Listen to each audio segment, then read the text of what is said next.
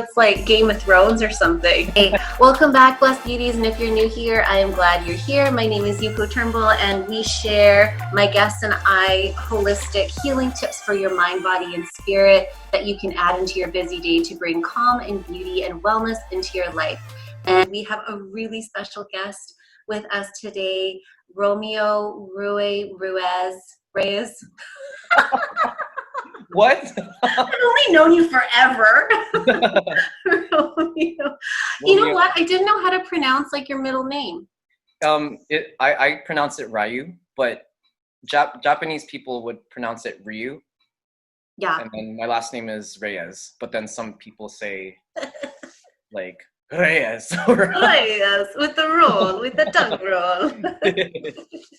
So Romeo is a tattoo artist and an owner of Zen Tattoo, an actor, singer, and trans advocate, and can be found on IG at Zen Tattoo and Spotify as well. And you just released a new song. Yeah. Didn't you? Yeah, it's called Thinking of You. Very good. Very good. So exciting. I listened to it and it's absolutely beautiful. So lovely. And you're going to win this competition that you're... I hope so, because oh my God, the other contestants are so much talent. Crazy. Well, but it's like an honor. It's an honor to be against them, you know?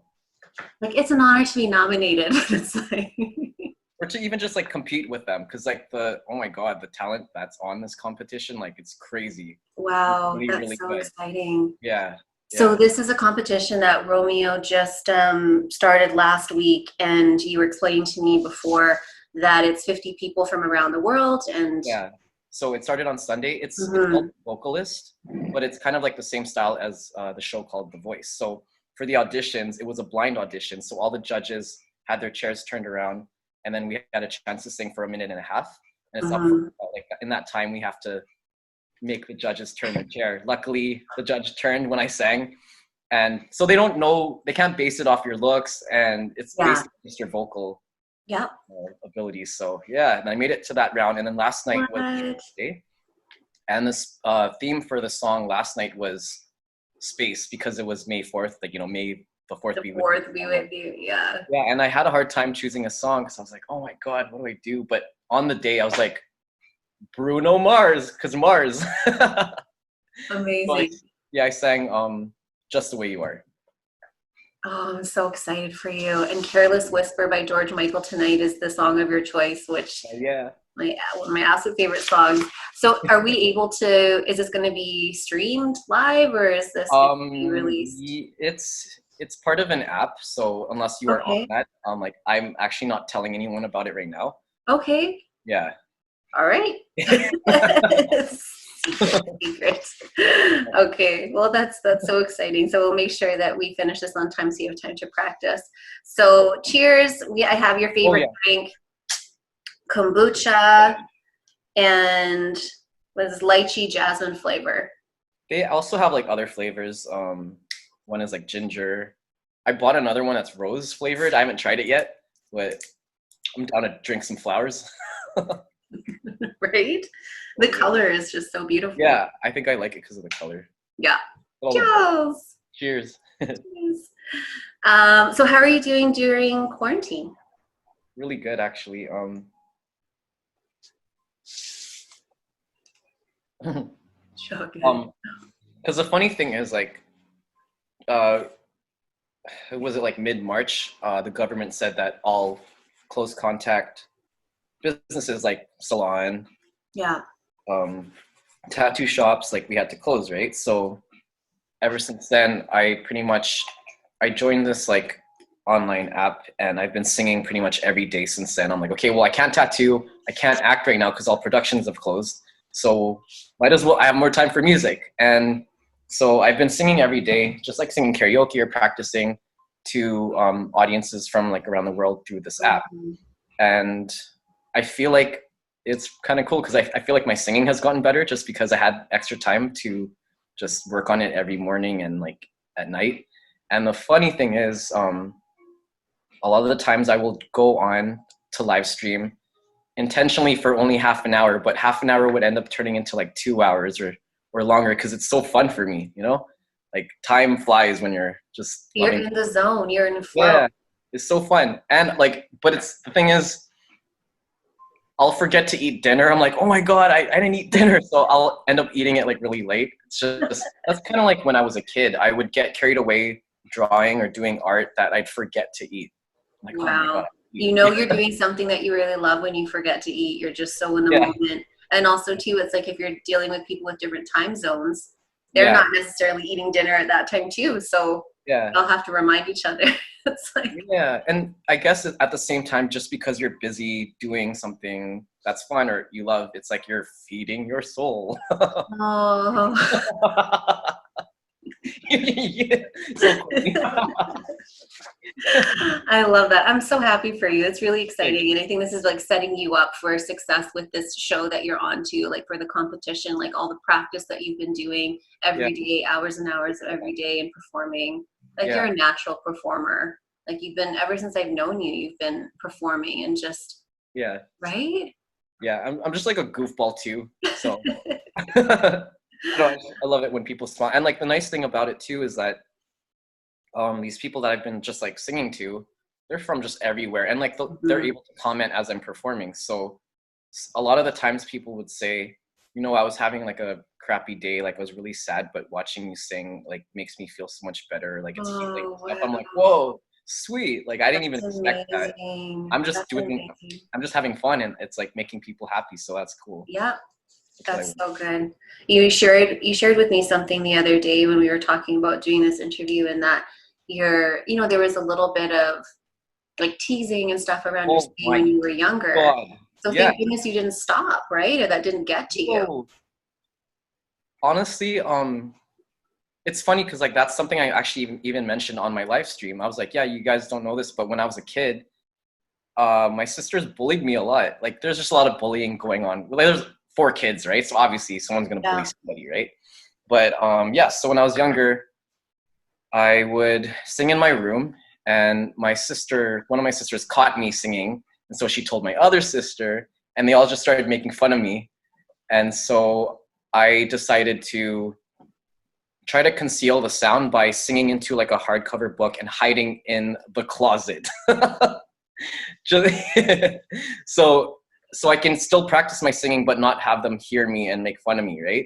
Because like I just loved singing ever since I came across Mariah Carey. Mariah Carey. I just like, whoa. So all the feels, and I just learned all about acoustics. Yeah. During that time, and also like what it's like to be in the closet and coming out of the closet. I know, right? Oh God. Symbolic. Yeah. So, but yeah, that was really hard because it was like almost every day where they'd put me down. Like, oh, you think you're all that singing, blah, blah, blah. Can you imagine? That's trauma. I feel like maybe in just this year or the past year, I've started to overcome that because, a lot of people don't realize that a lot of childhood trauma is still affecting them now in their adult years. So what do you think has helped you get over the childhood trauma, like just this year? Partially the quarantine. Really? Yeah, because, Kate, it's funny. I know people hate the quarantine, isolation, and all that stuff, but when it started, I'm like, okay, I'm a homebody, so pretty much just carry on what I'm doing. It wasn't that big of a change. I'm like, yeah, it's my time. You've been practicing all your life. All my life, yeah. You're like, for this very moment. Yes, yeah. So, basically, since quarantine started, I'm like, okay, well, I mean, I'm just gonna sing. Like, we're all on the same page right now. It doesn't matter how much money you make, what your status is. The whole world's on lockdown, right? Yeah. So I feel like it kind of has pushed not just myself, but other people to dive into things that they've always wanted to do, but didn't have the time for, because of whatever, like their career or something. And so it's been a real reset, hasn't it? Yeah. And so me just singing and like not even caring that there's like a ton of people watching, I just lose myself in it, and I've been getting a lot of good feedback. And if it just feels good too, then I must be doing something right. Another thing that pushes me is the fact that I am trans.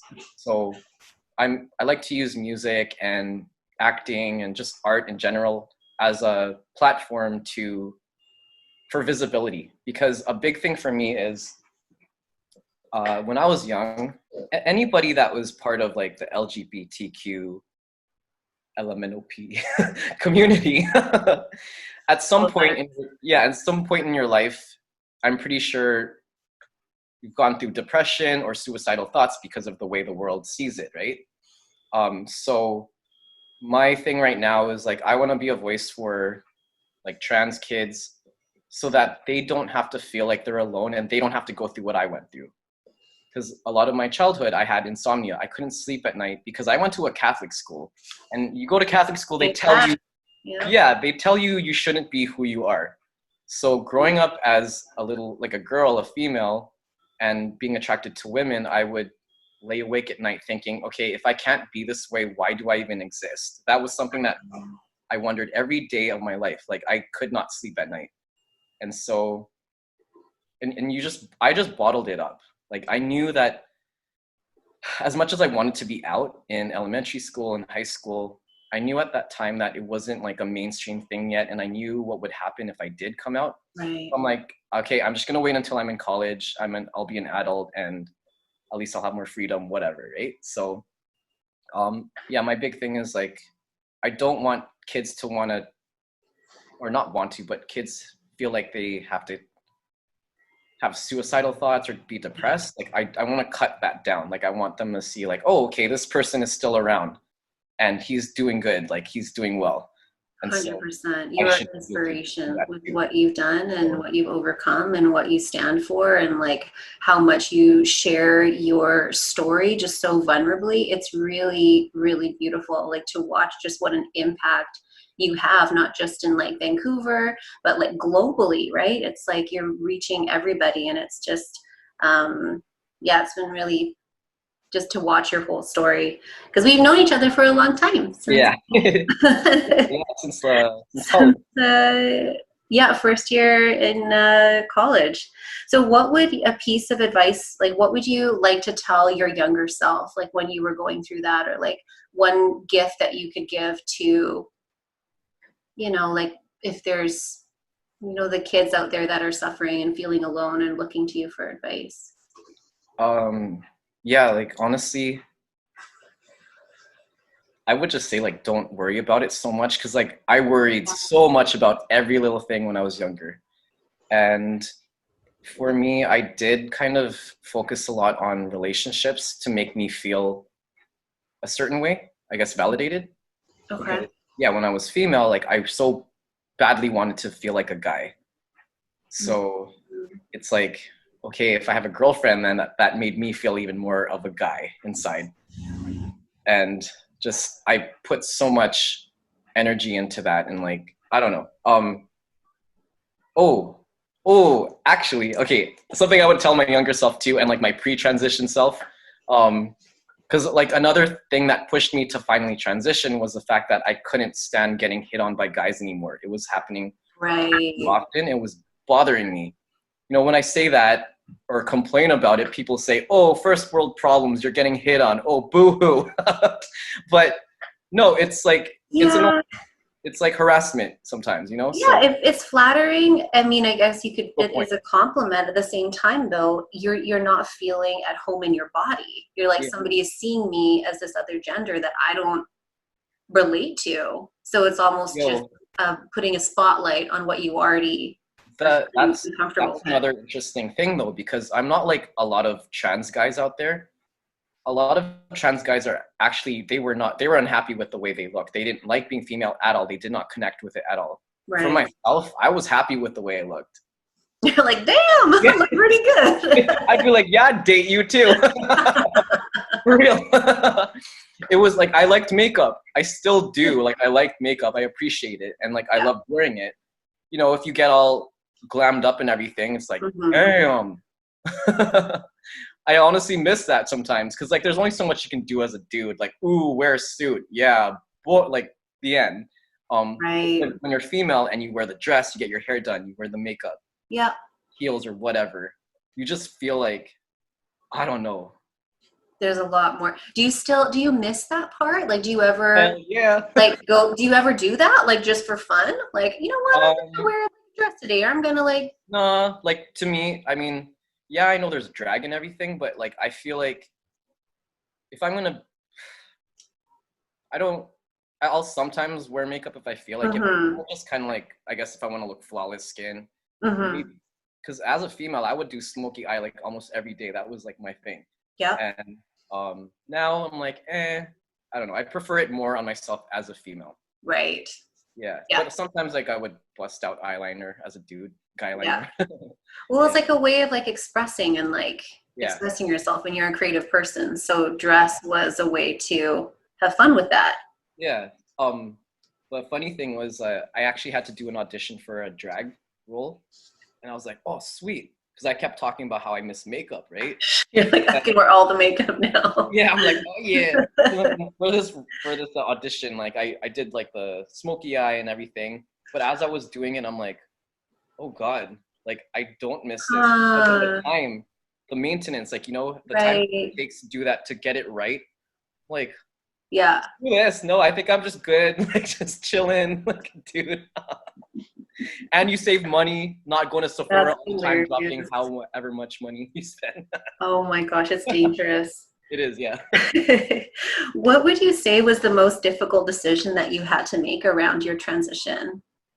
Oh, just transitioning in general. Oh, yeah. Transitioning in general because like I didn't want to hurt my mom's feelings because I knew that was like the one thing that was like kind of holding me back. I knew she would be choked about it. Yeah. But another big thing was how it will affect my singing voice. That was one scary thing. Because it's like I was singing high-pitched songs like Mariah Carey and whatever.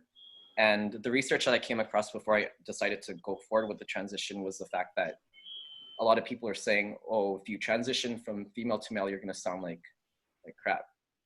And it's the unknown. Like you don't know. Yeah.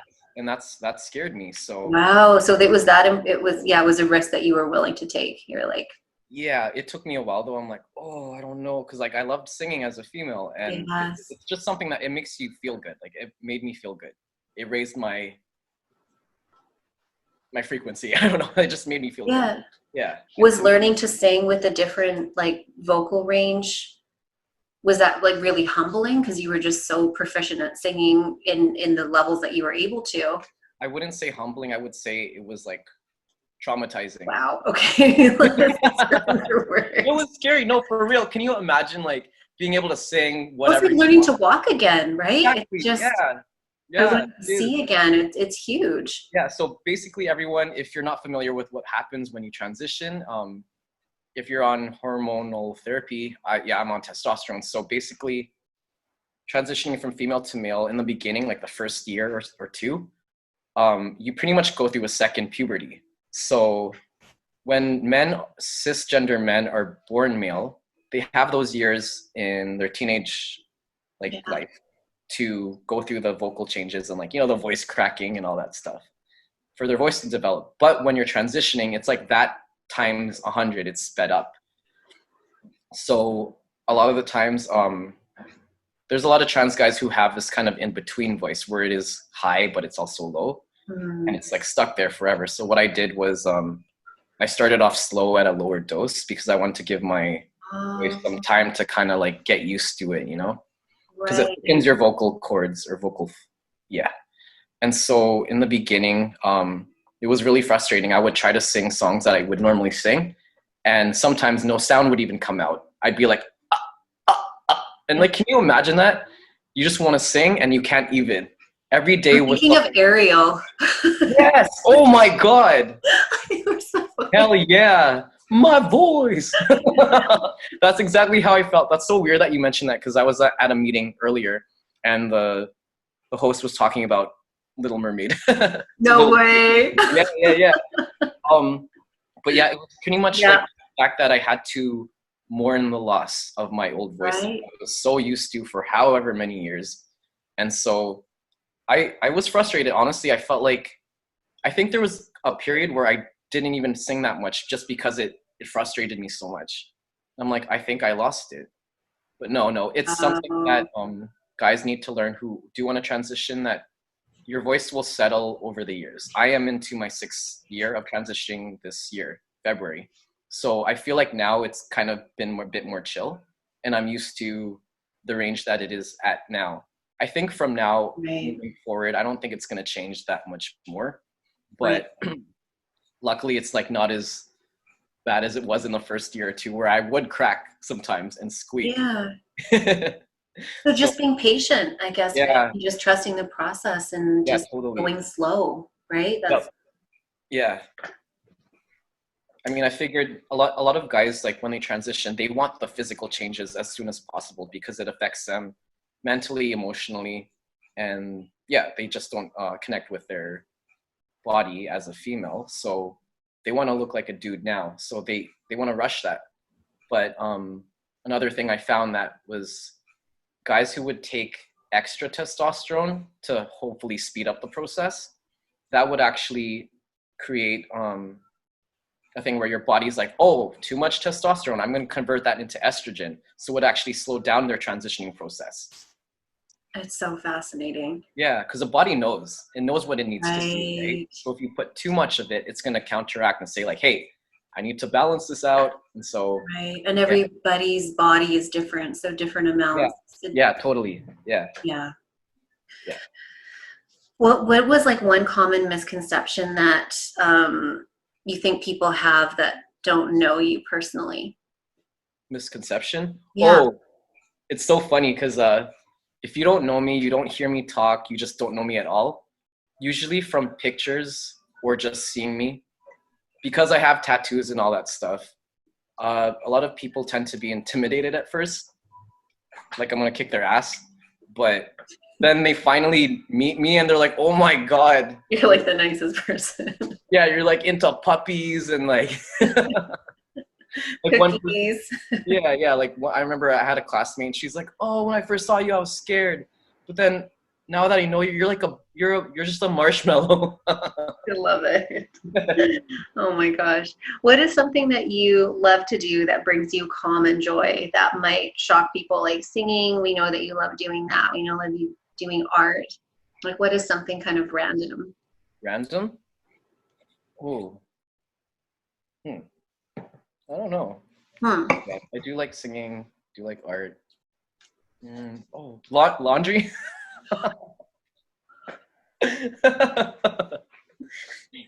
I guess, yeah, laundry.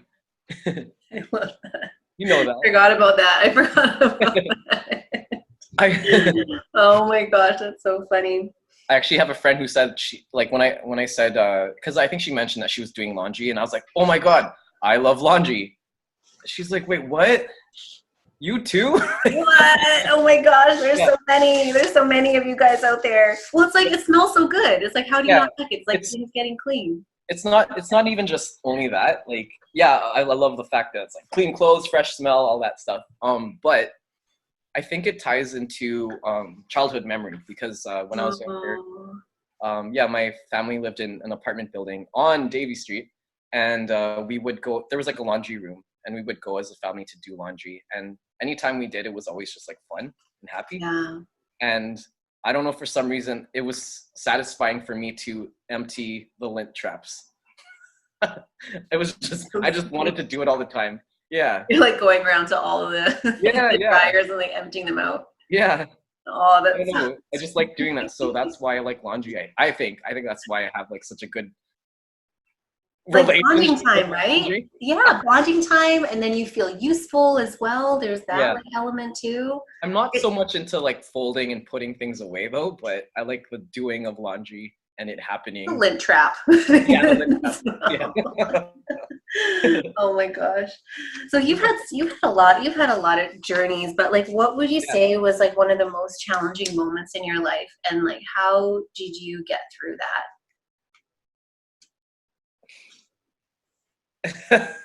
Oh my God, I've had so many. I know. But something that you had some tools that you implemented that really helped you overcome it. Oh my God. There's so many. I've had a lot of like trauma, but it's like Yeah, good because like so much good has happened from it. totally. That's There's always like a, I like guaranteed I know this about myself. Anytime something really, I guess, bad happens, right. good really like very much Mm. good things happen right after that. So sometimes I get excited when I'm like, no, for real. Can't get any lower than this. It's like something's gonna turn Exactly. around. Yeah, it always balances out. Like that's why Yeah, I'm like, oh, this is really crappy, but yeah, I know something's good gonna I follow this. It's like, love it. yeah, yeah. But in terms of, okay, I won't say it right now. I guess I'll say something else. Um, Okay. no, because I guess I don't know.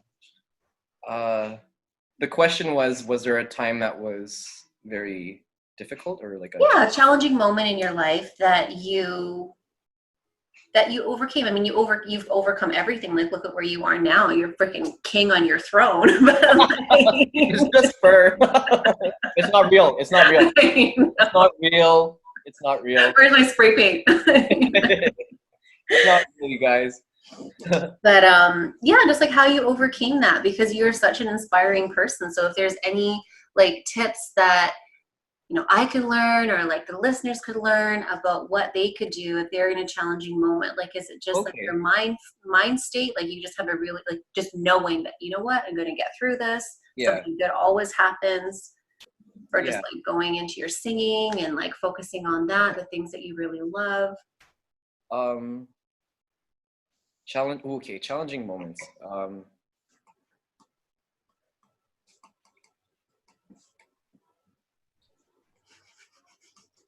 In the past, I guess,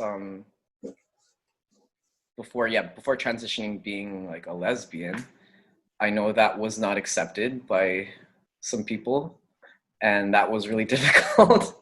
Yeah. But the thing is, I realize now that why people don't accept it, they have their own trauma, Right. right? And understanding that, it makes me realize, like, okay, that's why they acted that way towards me. So I would say, like, I don't know, I guess It's like if the judgment of others. yeah, usually judgment from other people, it comes from their own upbringing, what they were brainwashed to believe growing up, Yeah. what is right and what's wrong.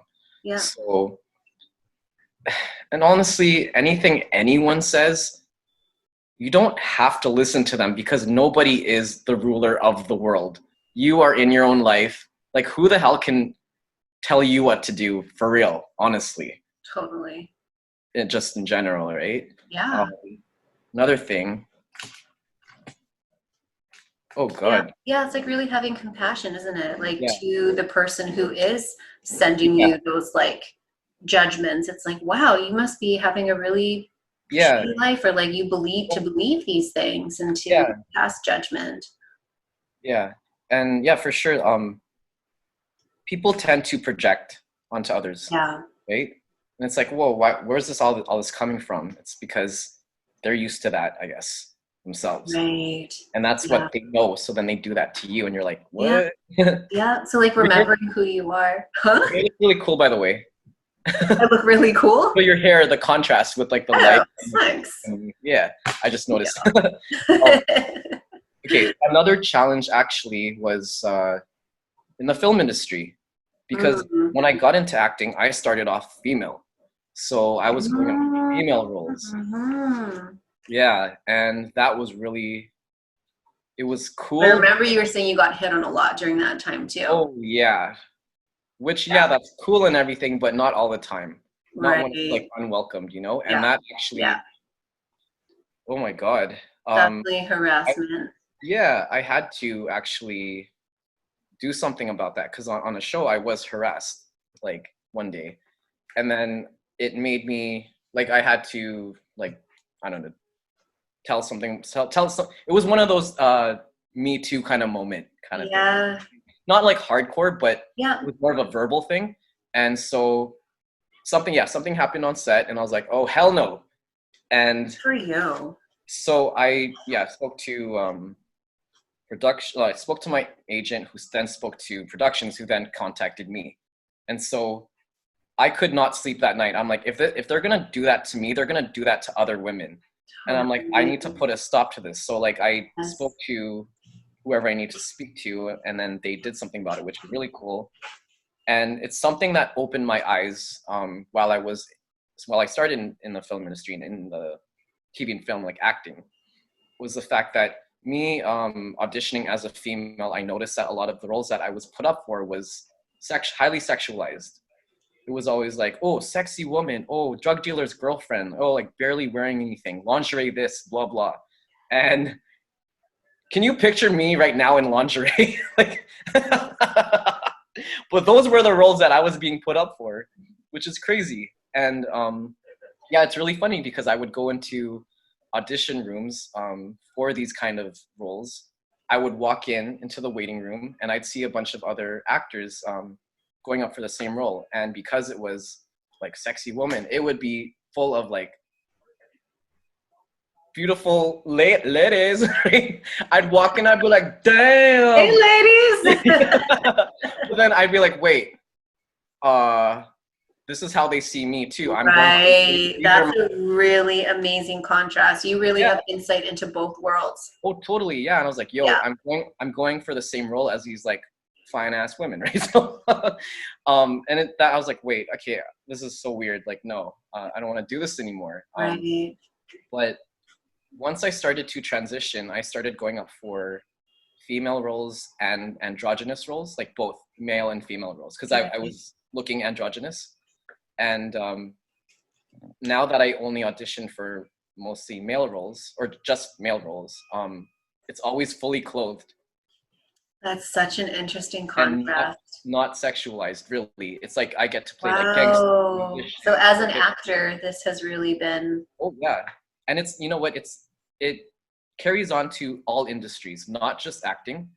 It carries on to tattooing industry too. I started tattooing as a female, and the very first shop I worked at, when I was being interviewed by the owner, he said, "How are you with sexual harassment?" And I'm like, well, at my previous job, that was like one of his questions. He's like, how are you with sexual harassment? I'm like, well, my previous boss sexually harasses me every day, so I'm pretty much used to it. Like, he does it in a way where it's like jokes, right?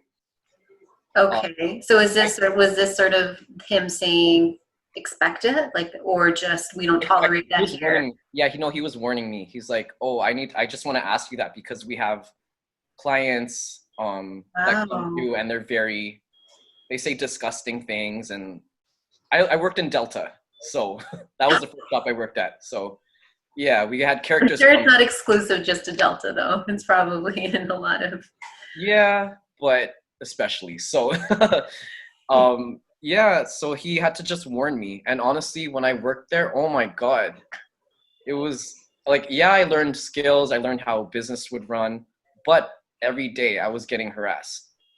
And what would your advice be to women who are experiencing this? Like for like a lot of us that don't have that perspective of being able to, see in both sides, like seeing both sides of it. Okay, honestly, this is something I noticed as I transitioned. Before, as a female, like, and plus being an empath, I can read and feel people's energies and their intentions, like, just before. So a lot of the times as a female, when I come across a guy, if I'm about to talk to him or meet him, I always sense that, like, not always, but most of the times, like, oh, they're interested in more than whatever they're saying. Right? And I don't necessarily mean to generalize guys like this, but what I noticed with men, if they are straight, they can't help but, once they see a female, they can't help but think right away, ooh, do I want to F her? Or like, what? It's just like biological thing, I think. That's how I feel, like, ooh. And then once they get that out of their mind, then they can talk to you on a human to human level. Okay. And like not think about the sexual part. But I find now that I appear male, when I talk to guys, right away, it's like mutual respect. It's like, bruh.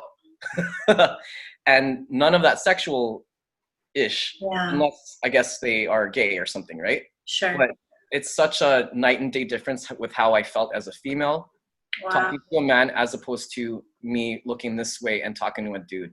I felt like as a female, or not just for myself, I'm pretty sure a lot of females feel this way. You kind of have to put up this wall or this guard up just because women tend to face a lot of harassment in everyday life, getting catcalled and just, yeah. And the thing is, I noticed too that I didn't, it's like I see guys in a different light now because they treat me differently. They, oh, I never got to see you in this way. Like in terms of, yeah, with music, for example, before as a female, when I was doing music and I was working with this one producer who I thought was like a friend to me, like a bro, he had other intentions. And so that just, it's hard, like as a female, if you want to work in the music industry, you just want to sing, make music, but no, there's so many producers or whoever dudes that just want to take advantage of you. That happens a lot. I have a lot of female friends and they have the same experiences too. Yeah. It's like I just want to do my work. I just want to do my talent, but no. Yeah. Their freaking eggplant is like just eggplant emoji.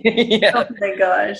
So you used to have like obviously a lot of attention from men hitting on you. How would you say the attention now from women? Like how is that different? Like when they hit on you? You know what's funny?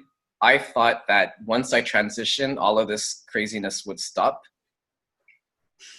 But no, it's kind of similar. Like, is that right? Okay. So you see like on the flip side how men are being like objectified by women and having unsolicited. Yeah. It like maybe it's not as hardcore as like I don't find that women are as like hardcore as guys. Like they're a bit more simple. Because you know, guys out on the street, they'd be like, you know. It's like, more subtle. It's a little more little bit more low key or not as like. Yeah, just not as hardcore, I find. But no, there are some women that like can be just as bad or even worse. I did find that actually in the lesbian community, how some lesbians or some women would assault women just because they think, oh, I'm a girl too, I can just touch you whenever. You know? Like, I don't know if you've experienced that, but I noticed that about some women too. Some can be very aggressive. Just like sitting in the corner, you know me. Yeah. But it's not just me. It's happened to a lot of my other female friends too, where they're like, yo, this girl, like just, or like this lesbian or whoever tried to attack me or whatnot. Like they were scared for themselves by another female. So honestly, it doesn't matter what you are, what you present, female, male, things will still happen. Totally. Yeah. So just keeping your wits about you, being safe, clear boundaries. But this is another thing too that I noticed, because I present male, I think people just have an easier time getting along and relating to someone that is similar. So like I made a YouTube video talking about menstruation because you know how some guys are like really uncomfortable about it, or like they're grossed out when they shouldn't be. It's a part of nature. I was just trying to give guys insight about how it is to have your period, which it sucks, which I don't miss. My personal trainer, he was asking me about it. He's like, oh, like honestly, why do women act like this, or why does that's this so sweet that they feel so comfortable and they're just like, I want to get this insight. Like, I just want to know, what is this about? Yeah, he actually inspired me to make he's like, yo, you should totally make a video because like I don't know why my girl is like acting like this or whatever. And this is one big thing I need to tell all women of the world. Okay, listen up. For real. Estrogen, oh my god. You can't help how it affects you. Like when it's time of the month or PMS, things like that. Where guys are like, yo, why are you all crazy? Why are you irrational? Why are you so emotional? Why are you crying for no reason? It's not you. You are not crazy. It is. I love it. It's like your hormones. It is your hormones. Because to be honest with you, when I started transitioning in my first year, once I started transitioning, 4 months into it, mine stopped.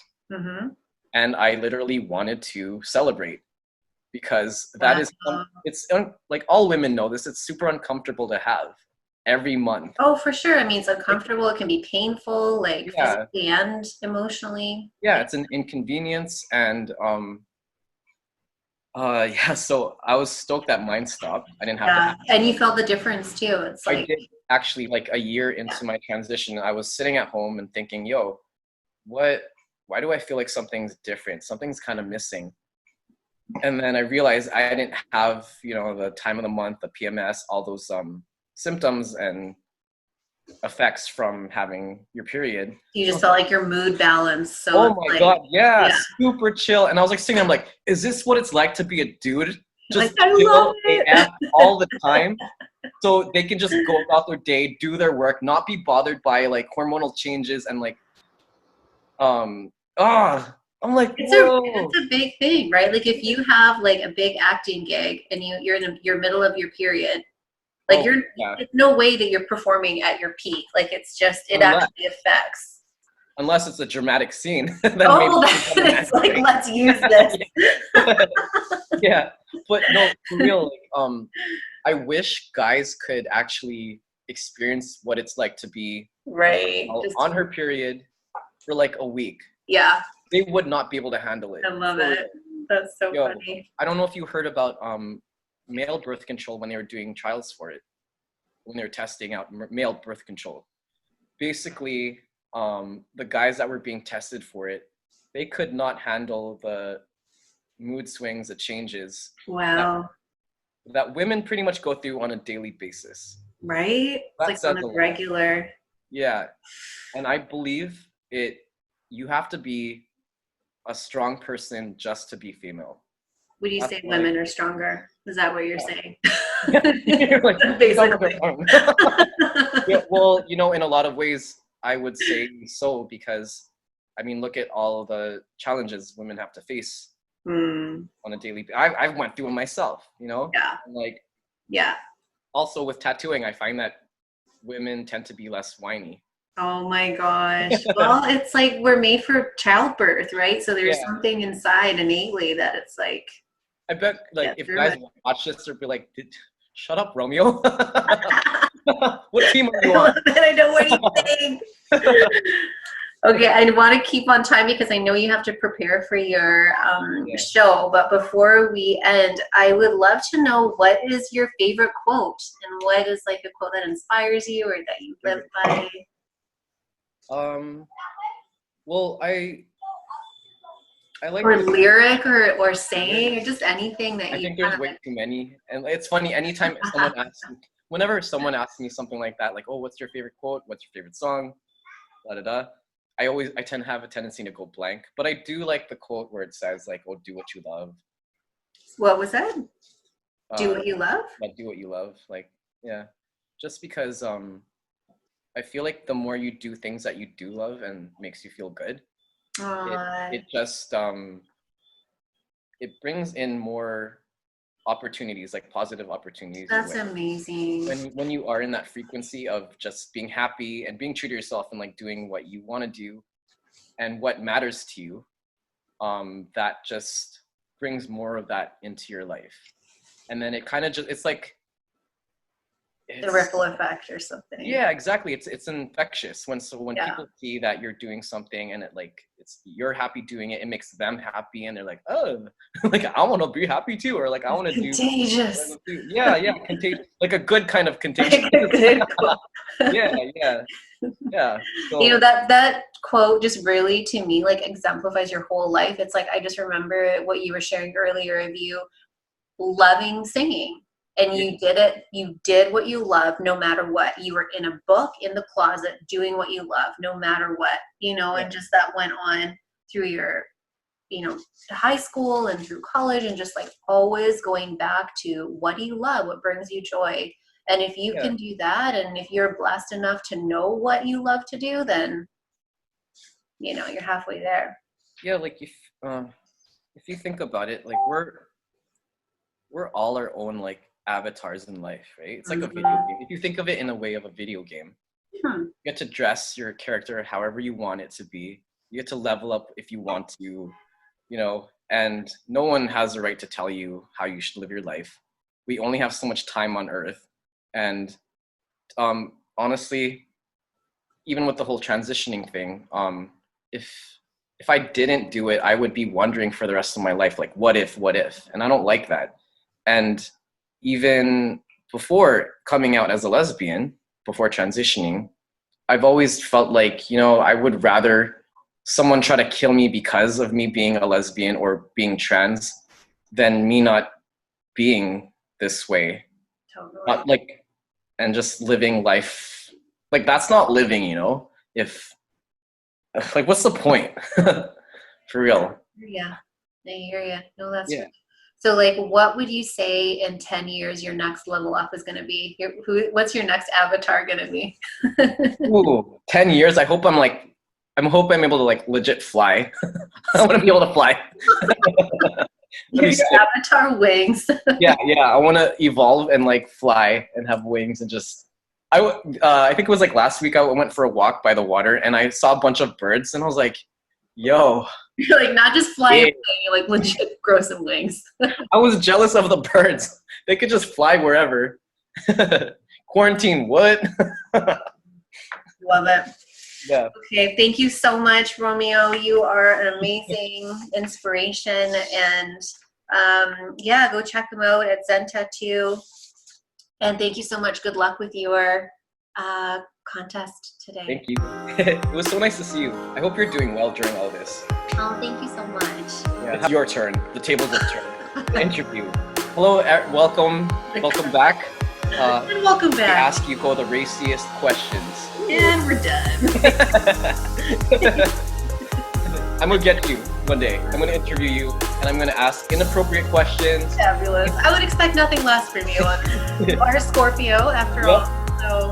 Check out Romeo at Zen Tattoo, and if you want to learn more about me, hop over to my website, yukoturnbull.com, where you can find all of my offerings, and don't forget to check out my essential oils that have superpowers, crystals, and Reiki.